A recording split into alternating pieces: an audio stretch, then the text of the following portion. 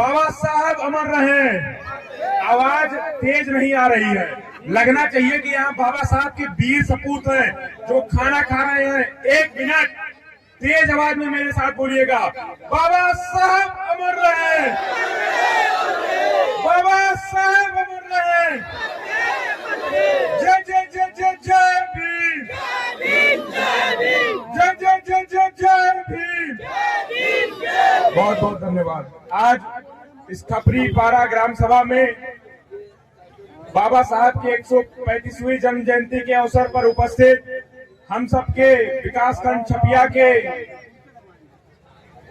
Block प्रमुख चाचा श्री अनिल पासवान जी, उनके बगल में बैठे कोट खास से चलकर आए चाचा श्री उग्रसेन सिंह जी, उनके बगल बैठी भारतीय जनता पार्टी की जिला मंत्री चाची श्री कुमकुम तिवारी जी, तिलिया के पूर्व प्रधान चाचा श्री विश्वनाथ पाठक जी, आपके बगल वासुदेवपुर के प्रधान बड़े भाई राजू यादव जी, आपके पीछे बैठे भवाजीपुर के प्रधान श्री बाबूलाल वर्मा जी, पटखौली के प्रधान अंकुर सिंह जी और यहाँ उपस्थित तमाम बड़े बुजुर्ग और सारी बातों को बहुत ध्यान पूर्वक सुन रही माताएं बहनें, मैं आप सभी लोगों का इस मंच के माध्यम से हार्दिक स्वागत, अभिनंदन, वंदन और प्रणाम करता हूं।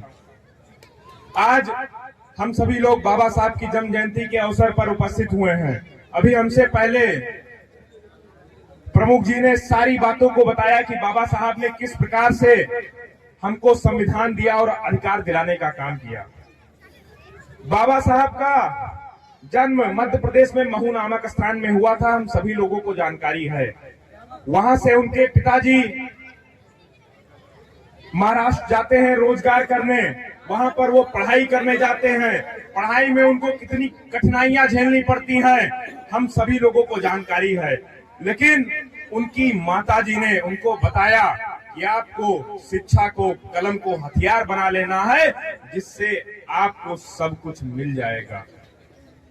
लेकिन हमें मानना पड़ेगा, अगर बाबा साहब की जगह कोई और होता, इतनी सारी डिग्रियां लेने के बाद, लंदन जैसे देश में बैरिस्टर की डिग्री लेने के बाद, चाहते वो लंदन में बस जाते, वहां पर नौकरी करते, किसी और देश में बस जाते, भारत देश में कोई बड़ी नौकरी कर सकते थे। लेकिन बाबा साहब जैसा ऐसा वीर सपूत था कि उन्होंने भारत वापस आकर हम सबके लिए लड़ाई लड़ने का काम किया।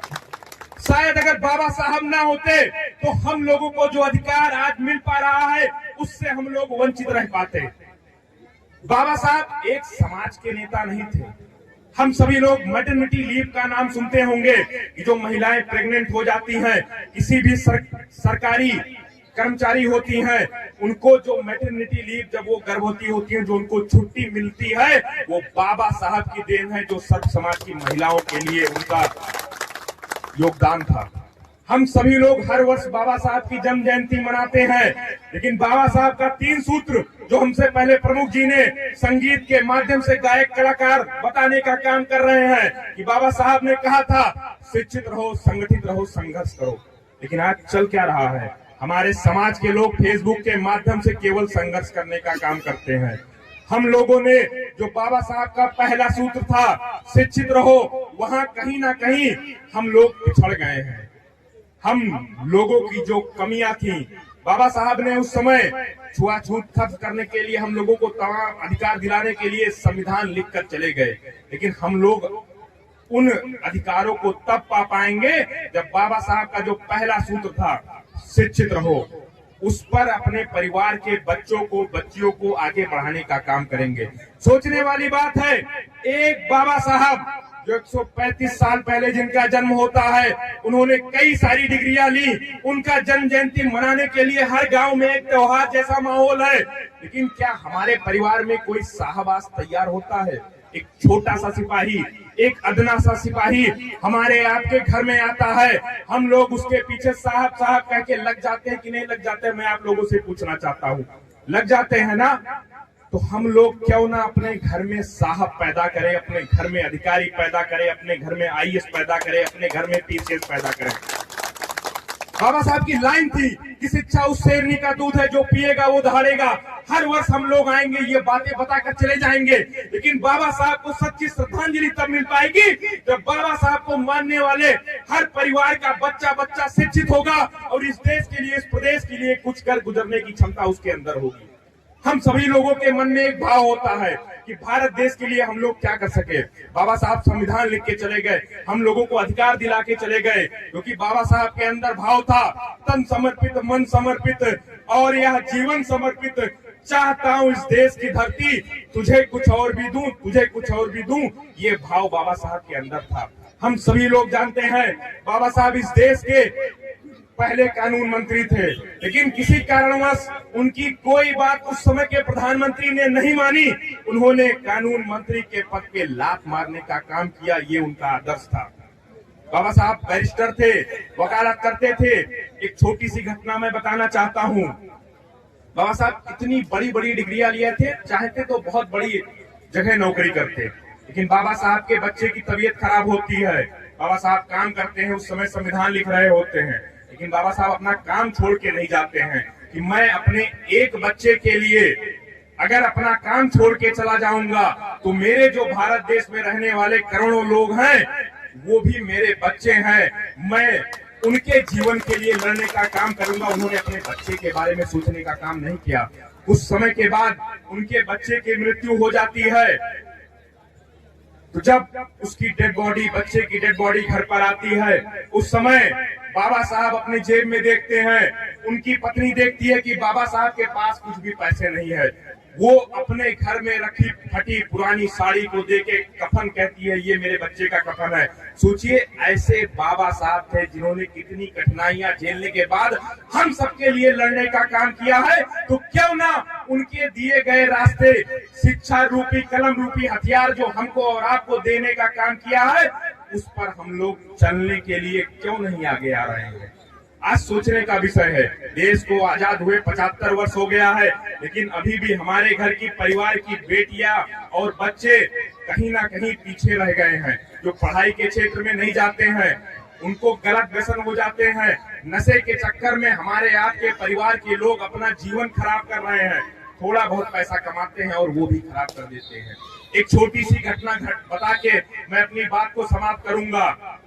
एक छोटी सी बात है, एक घर बनाने वाला मिस्त्री जिसकी आज के समय की दैनिक मजदूरी कहीं 800 रुपए, कहीं 1000 रुपए, कहीं 1500 रुपए है, वो महीने में 30,000, 40,000, 45,000 कमाने का काम करता है।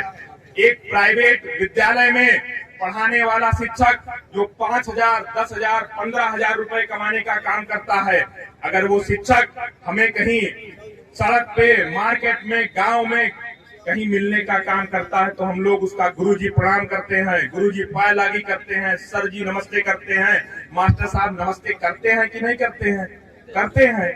लेकिन अगर वही मिस्त्री जो महीने का 40,000, 45,000 काम कमा रहा है, अगर वो कहीं मिलता है तो हम लोग उसे नाम करके बुलाते हैं, नाम से पुकारते हैं, उसको रे अरे की भाषा में बुलाते हैं। तो हम लोग को समझना होगा कि अगर हम लोग को मान सम्मान चाहिए तो हम लोग को शिक्षा रूपी रास्ते पर आगे बढ़ना होगा, तब हमारे आने वाली पीढ़ियों को सम्मान मिल पाएगा और बाबा साहब को सच्ची श्रद्धांजलि मिल पाएगी।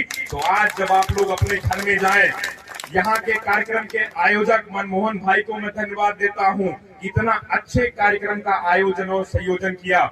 लेकिन आप लोग जब घर पर जाएं तो बाबा साहब के प्रतिमा के सामने कसम लेकर जाएं कि अपने परिवार के बच्चे को भी साहब बना देना है। मैं बस इतना ही कहना चाहता हूँ, एक साहब ने देश में इतना परिवर्तन कर दिया। जब हर घर से एक एक साहब निकलेगा तो पूरे देश में कितना परिवर्तन हो जाएगा, ये सोचने की जिम्मेदारी आप सबकी है। जो माताएं उपस्थित हैं, आप लोगों की ही जिम्मेदारी है अपने बच्चों को पढ़ाने की, अपने बेटियों को पढ़ाने की जिम्मेदारी आप सब लोगों की है। खेती के काम में बच्चों को बिल्कुल ना भेजें, काम पर ना भेजें। कम पैसे हो, कम खाना खाएं, अच्छे कपड़े ना पहने, लेकिन अपने बच्चे को अगर आप लोग पढ़ा ले जाएंगे तो बाबा साहब का सपना पूरा हो जाएगा। यहाँ पर उपस्थित सबका सपना पूरा हो जाएगा, क्योंकि इस देश के बारे में लोग सोचेंगे। मैं बस इतना ही कह के अपनी बात को समाप्त करूंगा। बहुत बहुत धन्यवाद, आप लोगों ने मेरी बातों को बहुत ध्यान पूर्वक सुना। बहुत बहुत धन्यवाद। जय भीम।